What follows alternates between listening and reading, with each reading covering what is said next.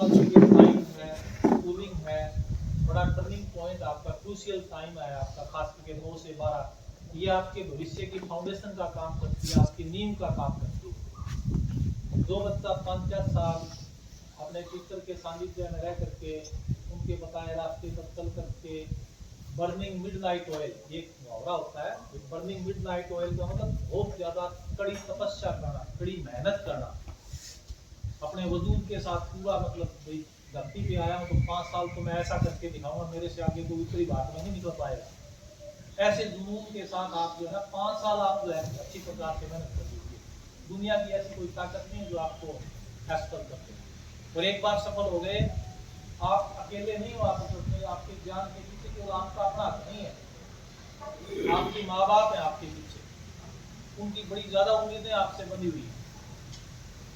ग्रामीण क्षेत्र में, रूरल क्षेत्र में रह रहे हैं, ज्यादातर हमारा बैकग्राउंड खेती बाड़ी का है, मजदूरी का है, मेहनत का है। केवल और केवल आप भी अपने माता पिता के उम्मीद की किरण हो। आपके माध्यम से आपके चेहरे की तरफ देख करके वो कहीं ना कहीं ये सोचते हैं भी इन बच्चों के माध्यम से हमारा भी कहीं ना कहीं भला हो जाएगा। बच्चों के साथ साथ कई बार आदमी खुद अपने जो है जीवन क्षेत्र में, जीवन चक्कर में कुछ परिस्थितियों के साथ कुछ नहीं कर पाता, कई बार असफल हो जाता है।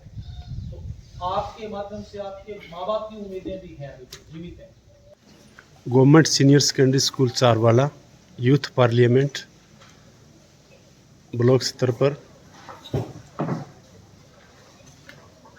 पूरी तैयारी हो चुकी है। अब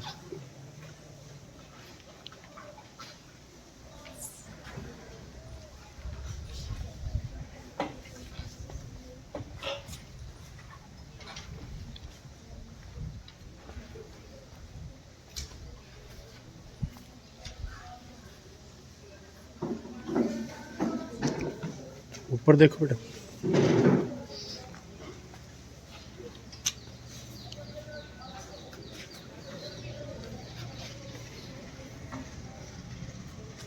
नवनिर्वाचित सांसद कुमारी पूजा को शपथ ग्रहण करने के लिए आमंत्रित करती हूँ।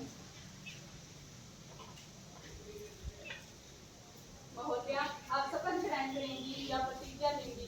जी, मैं शपथ ग्रहण करूँगी। महोदया, आप किस भाषा में शपथ ग्रहण करेंगी? जी, मैं हिंदी भाषा में शपथ ग्रहण करूँगी। मैं सिरसा लोकसभा क्षेत्र से युवा सांसद की सदस्य निर्वाचित हुई हूँ।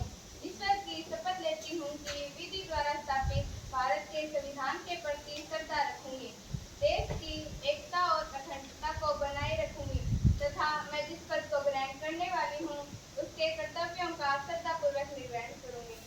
निर्वाचित सांसद प्रवीण कुमार को शपथ ग्रहण करने के लिए आमंत्रित करती हूँ। महोदय, आप शपथ ग्रहण करेंगे या प्रतिज्ञा लेंगे? महोदय, आप किस भाषा में शपथ ग्रहण करेंगे? मैं हिंदी भाषा में शपथ ग्रहण करूंगा।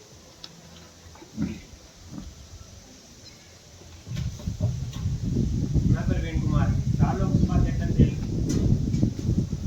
युवा संसद का सदस्य निर्वाचित हुआ हूँ। मैं ईश्वर को साक्षी मानकर ये शपथ लेता हूँ कि विधि द्वारा स्थापित भारत के संविधान के प्रति श्रद्धा रखूंगा तथा देश की प्रभुसत्ता और एकता को बनाए रखूंगा तथा जिस पद को मैं ग्रहण करने वाला हूँ उसके कर्तव्यों का श्रद्धापूर्वक निर्वहन करूंगा। 3 महीने पश्चात मिल रहे हैं तो मेरा यह कर्तव्य है कि मैं सदन को श्रीमती सुषमा स्वराज, जो विदिशा लोकसभा का प्रतिनिधित्व करती थी, के निधन की सूचना दूं।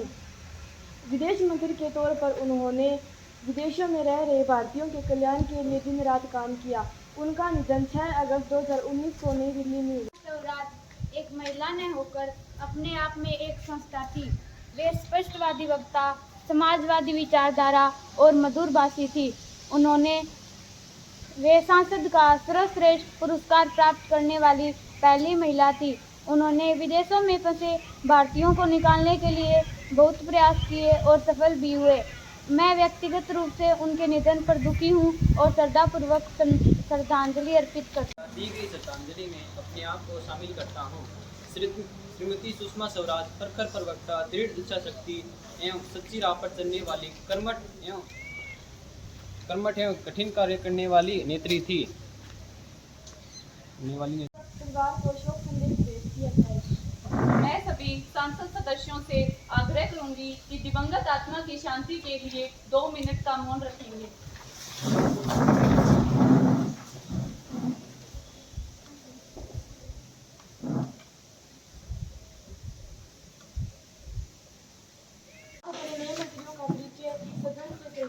आपसे और आपके माध्यम से अपने इन साथियों का सदन से परिचय करवाती हूँ। नवनियुक्त कृषि मंत्री कुमारी रचिता, जो हरियाणा के भिवानी लोकसभा क्षेत्र की सांसद है। नवनियुक्त परिवहन मंत्री कुमारी मंजू, जो उत्तर प्रदेश के गाजियाबाद लोकसभा क्षेत्र की सांसद है। माननीय निदेशक, आज हमारे बीच चीन के गृह मंत्री और उनकी सहयोगी विदेशी मेहमान के रूप में मौजूद हैं। मैं इनका यहाँ पहुँचने पर हार्दिक स्वागत करती हूँ। अध्यक्ष महोदया, आज का एजेंडा सभी सभासदों में बांटा जाएगा। प्रश्न संख्या 101, सांसद प्रिंस कुमार। आदरणीय अध्यक्ष महोदया, मैं आपके माध्यम से महिला एवं बाल विकास मंत्री जी से पूछना चाहता हूँ कि माननीय प्रधानमंत्री जी ने बेटी बचाओ बेटी का हमने बेटियों की सुरक्षा व महिला सशक्तिकरण के लिए प्रभावी कदम उठाए हैं। हमारी सरकार ने हरियाणा में बेटियों को सुरक्षित शिक्षा प्रदान की है। इसके साथ साथ 131 रूटों पर विशेष महिला बसों का परिचालन हो रहा है। उन्नाव दुष्कर्म केस में दोषी विधायक के खिलाफ सीबीआई जांच करवाई जा रही है। धन्यवाद अध्यक्ष महोदया।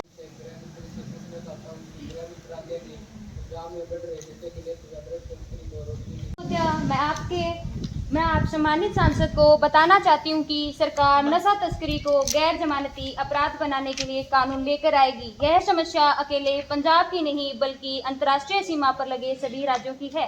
हाल ही में दिल्ली में नाइजीरिया के विधायक को स्मैक के साथ पकड़ा गया।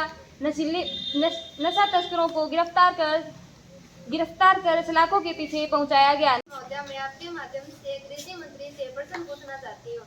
आदरणीय अध्यक्ष महोदया, फसल किसान की रीढ़ होती है। इसके सहारे इसके परिवार की नैया पार होती है। बच्चों की शिक्षा से लेकर लड़कियों की शादियाँ इस पर निर्भर होती है। खेती की बढ़ती लागत, कृषि उत्पादों की गिरती कीमतों, मानसून की विफलता तथा ऋण का अत्यधिक बोझ, सरकार की बेरुखी ने अन्नदाता को घुट-घुट कर मरने के लिए मजबूर कर दिया है। अध्यक्ष महोदया, मेरे मंत्री साथी ने फसल बीमा कहा। हकीकत तो यह है कि फसल बीमा तो कर दिया जाता है लेकिन मुआवजा नहीं मिलता। मुआवजा के समय शर्तें थोपी जाती है। किसानों को फसल बीमा के लिए भी आंदोलन करना पड़ता है। कोर्ट आत्महत्या चिंता का विषय है, लेकिन ऐसा नहीं है कि हमारी सरकार किसानों की समस्या का ध्यान ही न रख रही हो। हमारी सरकार द्वारा किसानों की बेहतरी के लिए सख्त प्रयास किए गए हैं, जिसके उत्साहजनक व सकारात्मक परिणाम दिखने लगे हैं। राष्ट्रीय किसान आयोग का गठन किया गया है। किसानों को मौसम की मार से बचाने के लिए फसल बीमा योजना की शुरुआत की गई है। किसान सम्मान निधि योजना के तहत प्रत्येक किसान को 6,000 रुपये मिलेंगी। मान्यवर महोदया, हमारी सरकार 0 बजट खेती पत्ती लागू करेगी, जिससे किसी भी किसान को किसी भी प्रकार का कोई कर्ज न लेना पड़े। धन्यवाद अध्यक्ष महोदय। शिक्षा मंत्री से प्रश्न पूछना चाहता हूँ कि शिक्षा मंत्री के द्वारा छात्राओं के मानसिक स्वास्थ्य और कल्याण को सुनिश्चित करने के लिए स्कूल और कॉलेज में क्या प्रावधान किए जा रहे हैं? मैं भारत की शिक्षा मंत्री विपक्ष के द्वारा पूछे गए प्रश्नों को शिक्षा क्षेत्र में बताना चाहती हूँ। भारत ने शिक्षा के लिए अपने ही देश में नहीं विदेशों में भी कई आयामों को छुआ है। भारत ने शिक्षा के उत्थान के नए तरीकों को अपनाया है। भारत ने शिक्षा में गांव और स्कूल रोजगारों को प्राप्त करने के लिए ITI टेक्निकल जैसी संस्थाओं को खोला है। संसद के अंदर जल्द ही हम नए कानून को पेश करेंगे। धन्यवाद अध्यक्ष महोदय। आपके माध्यम से वित्त मंत्री से प्रश्न पूछना चाहती हूँ। माननीय अध्यक्ष महोदय, कर्मचारी किसी देश की रीढ़ की हड्डी होते हैं। देश की सारी व्यवस्था को कर्मचारी ही दुरुस्त रखते हैं। मैं सदन के माध्यम से देश के कोने-कोने से उठने वाली कर्मचारियों के संगठन की आवाज की ओर वित्त मंत्री का ध्यान दिलवाना चाहती हूँ। सेवा करने में लगाने के बाद भी उनके बुढ़ापे के साथ ऐसा खिलवाड़ करेगी। धन्यवाद महोदया।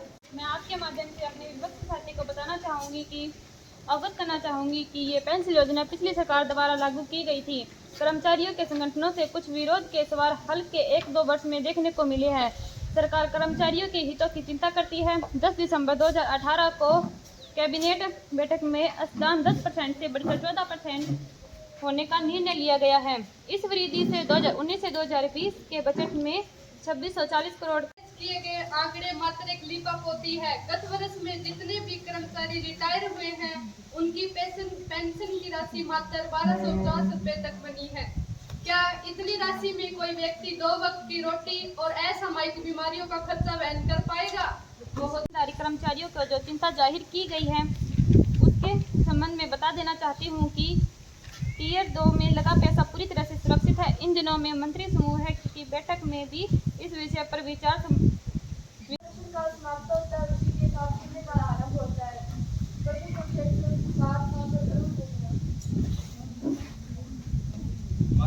माननीय मंत्री जी द्वारा जो संशोधन बिल पेश किया है उसके कई बिंदुओं पर मुझे आपत्ति है। बिल में वाहनों के पंजीकरण का अधिकार डीलरों को दिया गया है। इसमें सरकार की मेरे विपक्षी साथी द्वारा प्रकट की गई शंकाओं का निर्माण करना चाहूंगी। प्रथम, डीलर वाहन का पंजीकरण तो करेंगे, लेकिन क्षेत्रीय परिवहन कार्यालय का इसका शुल्क भी अदा करना पड़ेगा। इसमें डीलरों का लाभ पहुंचाने जैसी कोई बात नहीं है। सिर्फ वाहन आगामी कार्यवाही के लिए ऊपरी सदन में भेज दिया जाएगा। एक जीवन प्यारा होता है, दुर्घटनाओं में मरने वाला किसी न किसी का दुलारा होता है।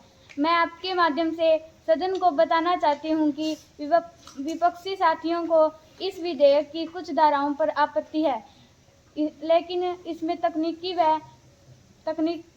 है। इसमें सामान्य व्यक्ति तो क्या, पूर्व केंद्रीय प्रधानमंत्री गोपीनाथ मुंडे जैसे केंद्रीय मंत्रियों की भी मृत्यु हो रही है। मैं इनकी मृत्यु पर बहुत दुखी हूं और श्रद्धापूर्वक श्रद्धांजलि अर्पित करती हूं।